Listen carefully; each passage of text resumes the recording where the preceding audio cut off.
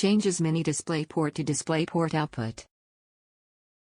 Support DP1.1 and DP1.2 signals. AMD certified. CAC-1110 The Club 3D is a Mini DisplayPort to DisplayPort converter. It accepts a Mini DisplayPort input from a Mini DisplayPort-enabled desktop or laptop and converts to a full-size DisplayPort output, allowing the use of DisplayPort-enabled televisions, monitors or projectors. The adapter offers hassle-free plug-and-play functionality.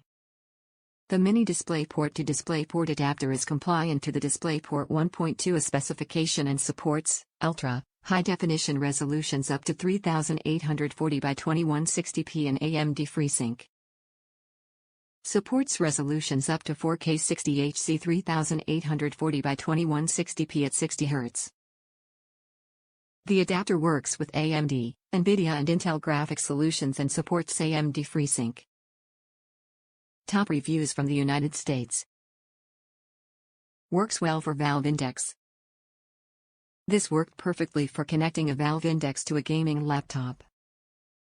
Somehow the adapter that came with the Oculus Rift S, purchased on eBay, works much less reliably than this one does.